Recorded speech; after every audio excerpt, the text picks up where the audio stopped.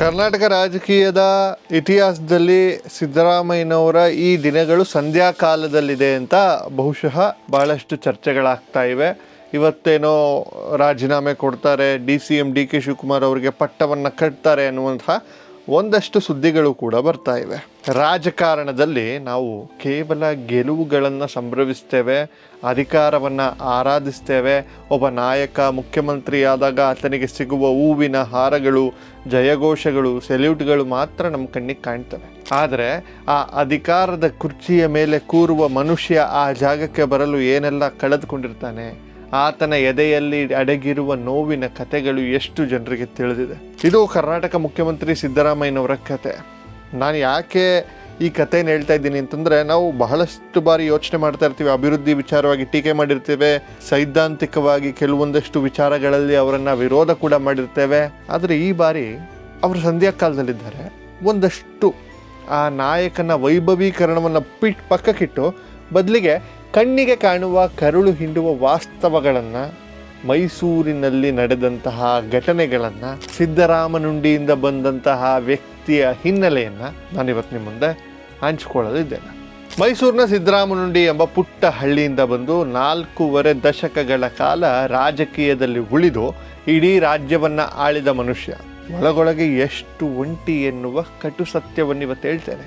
ಇತಿಹಾಸದ ಪುಟಗಳನ್ನು ನಿಷ್ಪಕ್ಷಪಾತವಾಗಿ ತಿರುವಿದ್ರೆ ಮೈಸೂರಿನ ಭಾಗದಿಂದ ಮತ್ತೊಬ್ಬ ಇಂತಹ ನಾಯಕ ಹುಟ್ಟಿ ಬರುವುದು ಅಸಾಧ್ಯ ಎನ್ನಿಸುವಷ್ಟು ಘಟನೆಗಳು ಇಲ್ಲಿವೆ. ಸಿದ್ದರಾಮಯ್ಯನವರ ಬಾಲ್ಯ ಒಂದು ಕಾಲ್ಪನಿಕ ಕಥೆಯಲ್ಲ, ಅದು ಅಂದಿನ ಅನೇಕ ಹಳ್ಳಿ ಮಕ್ಕಳ ಕಣ್ಣೀರಿನ ವಾಸ್ತವ. 1948ರಲ್ಲಿ ಸಿದ್ದರಾಮೇಗೌಡ ಮತ್ತು ಬೌರಮ್ಮ ದಂಪತಿಗಳಿಗೆ ಒಬ್ಬ ಹುಡುಗ ಜನಿಸ್ತಾನೆ. ಆ ಊರ ದೇವರಾದ ಸಿದ್ದರಾಮೇಶ್ವರನ ಹೆಸರಿಡಲಾಯಿತು. ಪಾಪ ಅವರು ದೇವರನ್ನೇ ನಂಬದೇ ಇರುವಂತಹ ವ್ಯಕ್ತಿ. ಆದರೆ ಆ ದೇವರಿಗೆ ಇದ್ದ ವೈಭೋಗ ಆ ಮಗುವಿಗೆ ಇರಲಿಲ್ಲ. ಹುಟ್ಟಿದ ಕಡು ಬಡತನದ ರೈತ ಕುಟುಂಬದಲ್ಲಿ 10 ವರ್ಷದವರೆಗೂ ಸಿದ್ದರಾಮಯ್ಯ ಶಾಲೆಗೆ ಮೆಟ್ಟಿಲು ಕೂಡ ಹತ್ತಿರಲಿಲ್ಲ. ಅವರ ದಿನಚರಿ ಶುರುವಾಗ್ತಾ ಇದ್ದಿದ್ದು ಮುಳ್ಳು ಕಲ್ಲುಗಳ ನಡುವೆ ಬರಿಗಾಲಿನಲ್ಲಿ ಕಾಡಿಗೆ ದನ ಮೇಯಿಸಲು ಹೋಗೋದ್ರೊಂದಿಗೆ. ಆದರೆ ಊರಿನಲ್ಲಿದ್ದ ವೀರಪ್ಪ ಎಂಬುವವರು ಈ ಹುಡುಗನಲ್ಲಿದ್ದ ಚುರುಕುತನವನ್ನು ನೋಡಿ ಅಕ್ಷರಾಭ್ಯಾಸವನ್ನು ಮಾಡಿಸಿ ಶ್ರೀರಾಮ್ಪುರದ ಶಾಲೆಗೆ ನೇರವಾಗಿ 5ನೇ ತರಗತಿಗೆ ಸೇರಿಸ್ತಾರೆ. ಆಟವಾಡಬೇಕಾದ ವಯಸ್ಸಿನಲ್ಲಿ ಹಸಿವನ್ನು ತಡೆದುಕೊಂಡು ಮೈಲಿಗಟ್ಟಲೆ ನಡೆದುಕೊಂಡು ಹೋಗಿ ಅಕ್ಷರವನ್ನು ಕಲಿತರು. ಬಾಲ್ಯದಲ್ಲಿ ಅವರು ಅನುಭವಿಸಿದ ಆ ಹಸಿವು ಕೇವಲ ಅವರ ಹೊಟ್ಟೆಯನ್ನು ಮಾತ್ರ ಸುಡಲಿಲ್ಲ, ಬದಲಾಗಿ ಭವಿಷ್ಯದಲ್ಲಿ ತಾನು ಏನಾದರೂ ಸಾಧಿಸಲೇಬೇಕು ಎಂಬ ಕಿಚ್ಚನ್ನು ಹತ್ತಿಸಿತ್ತು. ಅಂದು ಆ ಹಳ್ಳಿಯ ಧೂಳಿನಲ್ಲಿ ಬರಿಗಾಲಿನಲ್ಲಿ ನಡೆದ ಹೆಜ್ಜೆಗಳು ಮುಂದೆ ವಿಧಾನಸೌಧದ ಮೆಟ್ಟಿಲನ್ನು ಹೇರುತ್ತೆ ಅಂತ ಆ ಊರಿನ ಮಣ್ಣಿಗೂ ಗೊತ್ತಿರಲಿಲ್ವೇನೋ. ಮುಂದೆ ಮೈಸೂರಿನಲ್ಲಿ BSc ಮುಗಿಸಿ ಕಾನೂನಿನ ಪದವಿ ಪಡೆದು ಕೋರ್ಟ್ನಲ್ಲಿ ವಕೀಲರಾಗಿ ಕಪ್ಪು ಕೋಟನ್ನು ತೊಡೆದರು. ಆದರೆ ಆ ಕಪ್ಪು ಕೋಟಿನೊಳಗೆ ಇದ್ದದ್ದು ಒಬ್ಬ ಬಂಡಾಯಗಾರ. ದುಡ್ಡಿರುವ ಕಕ್ಷಿದಾರರಿಗಿಂತ ಭೂಮಿ ಕಳೆದುಕೊಂಡ ನ್ಯಾಯಕ್ಕೆ ಅಲೆಯುತ್ತಿದ್ದ ಬಡ ರೈತರ ಪರವಾಗಿ ಅವರು ನಿಂತರು. ಅದೇ ಸಮಯದಲ್ಲಿ ಅವರನ್ನು ಆಳವಾಗಿ ಕಾಡಿದ್ದು ಡಾಕ್ಟರ್ ರಾಮ ಮನೋಹರ ಲೋಹಿಯಾ ಅವರ ಸಮಾಜವಾದಿ ಸಿದ್ಧಾಂತ ಮತ್ತು ಪ್ರೊಫೆಸರ್ ನಂಜುಂಡಸ್ವಾಮಿ ಅವರ ರೈತ ಸಂಘದ ಹೋರಾಟಗಳು.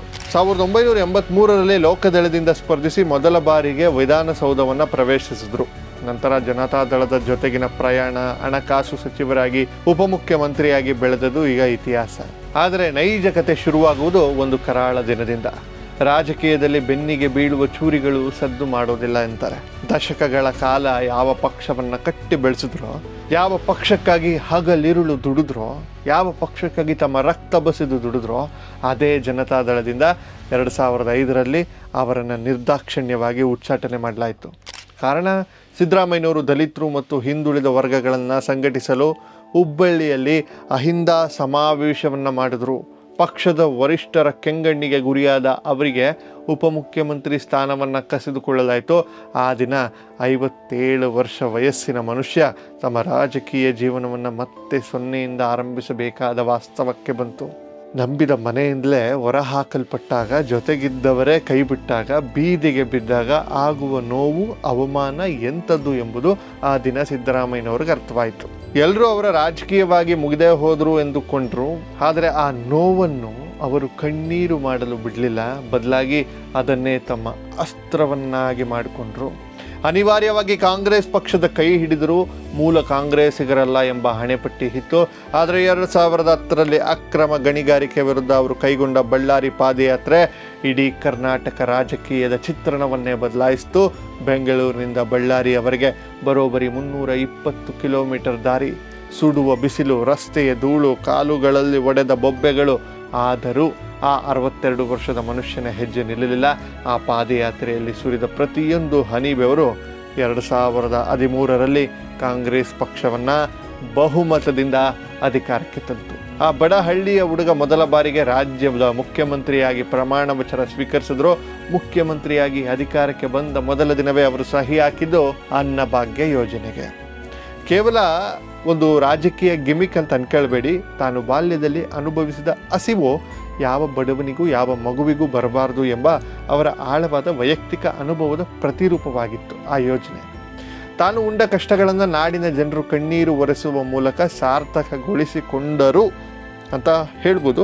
ಬಹಳಷ್ಟು ಬಾರಿ ಕಾಂಟ್ರವರ್ಸಿಗಳಾದಾಗ ನಾವು ಬೈದಿರ್ತೇವೆ, ಸಿದ್ಧಾಂತವಾಗಿ ನಾವು ಬೈದಿರ್ತೇವೆ. ಸಾರ್ಥಕತೆಯ ಜೀವನ ಸಂಧ್ಯಾ ಕಾಲದಲ್ಲಿದ್ದಾಗ ಮಾತಾಡ್ಬಿಡ್ಬೇಕು. ಆ ಕಾರಣಕ್ಕೆ ಇದನ್ನು ಮಾತಾಡ್ತಾ ಇದ್ದೇನೆ. ಇಡೀ ರಾಜ್ಯವೇ ಅವರ ಕೈಯಲ್ಲಿದೆ, ಆಡಳಿತ ಯಂತ್ರ ಅವರ ಕಣ್ಸನ್ನೆಯಲ್ಲೇ ನಡೆಯುತ್ತೆ. ಜಗತ್ತು ಭಾವಿಸ್ತಾ ಇದೆ ಇದೆಲ್ಲ. ಆದರೆ 2016ರ ಜುಲೈ ತಿಂಗಳು ಸಿದ್ದರಾಮಯ್ಯನವರ ಬದುಕಿನಲ್ಲಿ ಎಂದೂ ಮರೆಯಲಾಗದ ಕಾರ್ಮೋಡವನ್ನು ತಂದಿತು. ಅವರ ಹಿರಿಯ ಮಗ ರಾಜಕೀಯದ ಉತ್ತರಾಧಿಕಾರಿ ಎಂದೇ ಬಿಂಬಿತವಾಗಿದ್ದ ರಾಕೇಶ್ ಸಿದ್ದರಾಮಯ್ಯ ಯುರೋಪ್ ಪ್ರವಾಸದಲ್ಲಿ ಬೆಲ್ಜಿಯಂನಲ್ಲಿ ತೀವ್ರ ಸ್ಥಿತಿಯಲ್ಲಿ, ಅನಾರೋಗ್ಯದ ಸ್ಥಿತಿಯಲ್ಲಿ ಹಾಸ್ಪಿಟಲ್ನಲ್ಲಿ ವೆಂಟಿಲೇಟರ್ನಲ್ಲಿ ಇದ್ದಾರೆ. ಆಸ್ಪತ್ರೆಯ ICU ಒಳಗೆ ವೆಂಟಿಲೇಟರ್ ಮೇಲೆ ಉಸಿರಿಗಾಗಿ ಹೋರಾಡ್ತಿದ್ದ 38 ವರ್ಷದ ತನ್ನ ಮಗನನ್ನು ನೋಡಿದ ಆ ತಂದೆಯ ಸ್ಥಿತಿ ಹೇಗಿರಬಹುದು? ಇಮ್ಯಾಜಿನ್. ರಾಜ್ಯದ ಕೋಟ್ಯಾಂತರ ಜನರಿಗೆ ಸಹಾಯ ಮಾಡಬಲ್ಲ ಅಧಿಕಾರವಿದ್ದರೂ ತನ್ನ ಹೆತ್ತ ಮಗನ ಪ್ರಾಣ ಉಳಿಸಿಕೊಳ್ಳಲಾಗದ ಆ ಅಸಹಾಯಕತೆ ಇದೆಯಲ್ಲ, ಅದು ಖಂಡಿತವಾಗಿಯೂ ಯಾವ ಶತ್ರುವಿಗೂ ಬರಬಾರ್ದು. ಜುಲೈ 30, 2016 ರಾಕೇಶ್ ಇಹಲೋಕ ತ್ಯಜಿಸ್ತಾರೆ.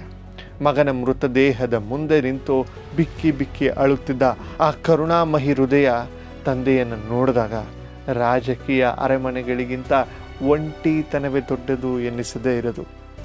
ಮಗನ ಚಿತೆಗೆ ಬೆಂಕಿ ಇಟ್ಟು ಆ ಸುಡುವ ಎದೆಯಲ್ಲೇ ಕಲ್ಲು ಇಟ್ಕೊಂಡು ಕೇವಲ ಕೆಲವೇ ದಿನಗಳಲ್ಲಿ ಮತ್ತೆ ರಾಜ್ಯದ ಆಡಳಿತ ಸಭೆಗಳಲ್ಲಿ ಭಾಗವಹಿಸಿದ್ರು. ಅದು ಆ ಮನಸ್ಥಿತಿ. ಅದು ಕೇವಲ ಒಬ್ಬ ತಂದೆಯ ನೋವಲ್ಲ, ಕರ್ತವ್ಯದ ಮುಂದಿನ ಅನಿವಾರ್ಯತೆ. ಹೊರಗಡೆ ಗಡುಸಾಗಿ ಮಾತನಾಡುವ, ವಿರೋಧಿಗಳ ಎದೆ ನಡುಗಿಸುವ ಈ ಮನುಷ್ಯ ತನ್ನ ಮಗನಿಗಾಗಿ ಒಳಗಾಗೆ ಸುಟ್ಟು ಕರಕಲಾಗ್ತಾ ಇದ್ರು. ಪುತ್ರ ಶೋಕಂ ನಿರಂತರಂ ಅಂತಾರೆ. ಪುತ್ರ ಶೋಕದ ಗಾಯ ಮಾಸುವ ಮುನ್ನವೇ 2018ರ ಚುನಾವಣೆ ಎದುರಾಯಿತು. ತಾವು ನಂಬಿದ್ದ, ತಮ್ಮನ್ನೇ ಬೆಳೆಸಿದ ಚಾಮುಂಡೇಶ್ವರಿ ಕ್ಷೇತ್ರದಿಂದ ಸಿದ್ದರಾಮಯ್ಯನವರು ಸ್ಪರ್ಧಿಸಿದ್ರು. ಆದರೆ ವಾಸ್ತವ ಬಲವಾಗಿ ಮುಖಕ್ಕೆ ಬಡಿದಂತಿತ್ತು. ಯಾರು ತಮ್ಮವರು ಅಂತ ನಂಬಿದ್ರು, ನಾನು ಹುಟ್ಟಿ ಬೆಳೆದ ಕ್ಷೇತ್ರ, ನಾನು ಗೆದ್ದ ಕ್ಷೇತ್ರ ಅಂತ ಅಂದ್ಕೊಳ್ತಿದ್ರು, ಅದೇ ಮೈಸೂರಿನ ಮಣ್ಣಿನ ಜನ, ಅದೇ ಚಾಮುಂಡೇಶ್ವರಿ ಕ್ಷೇತ್ರದ ಜನ ಅವರನ್ನು ಬರೋಬ್ಬರಿ 36,000ಕ್ಕೂ ಹೆಚ್ಚು ಮತಗಳ ಅಂತರದಲ್ಲಿ ಸೋಲಿಸ್ಬಿಟ್ರು. ತನ್ನ ಜೀವನಮಾನಗಳೆಲ್ಲ ಯಾವ ಜನರಿಗಾಗಿ ನಾನು ಮುಡಿಪಾಕಿಟ್ಟೇನೆ ಅಂತ ಹೇಳ್ತಾ ಇದ್ರು, ಅವರೇ ಇವರನ್ನು ತಿರಸ್ಕರಿಸಿ ಇವಾಗ ನಡಿ ಅಂತಂದ್ಬಿಟ್ರು. ಇದೊಂಥರ ತನ್ನವರೇ ಬೆನ್ನು ತಿರುಗಿಸಿದಾಗ ಆಗುವ ಮಾನಸಿಕ ಆಘಾತ ಎಂಥದ್ದು ಅಂತ ಸಾಮಾನ್ಯವಾಗಿ ನಮಗೆ ಗೊತ್ತಿರುತ್ತೆ. ಅಂದು ಬಾದಾಮಿ ಕ್ಷೇತ್ರ ಅವರ ಕೈ ಹಿಡಿಯದೆ ಹೋಗಿದ್ದರೆ ಬಹುಶಃ ಸಿದ್ದರಾಮಯ್ಯನವರ ರಾಜಕೀಯ ಅಧ್ಯಾಯ ಅಲ್ಲಿಗೆ ಅಂತ್ಯವಾಗ್ತಿತ್ತೇನೋ. ಸೋಲಿನಿಂದ ಕಂಗೆಟ್ಟ ಆ ದಿನಗಳಲ್ಲಿ ಒಂಟಿಯಾಗಿ ಅವರು ಅನುಭವಿಸಿದ ಯಾತನೆ ರಾಜಕಾರಣದ ಕ್ರೂರ ಮೊಗಕ್ಕೆ ಸಾಕ್ಷಿಯಾಗಿದೆ. ಆದರೆ ಸಿದ್ದರಾಮಯ್ಯನವರು ಬಿದ್ದಲ್ಲಿಯೇ ಮಲಗುವ ಜಾಯ್ಮಾನ್ದವರಲ್ಲ.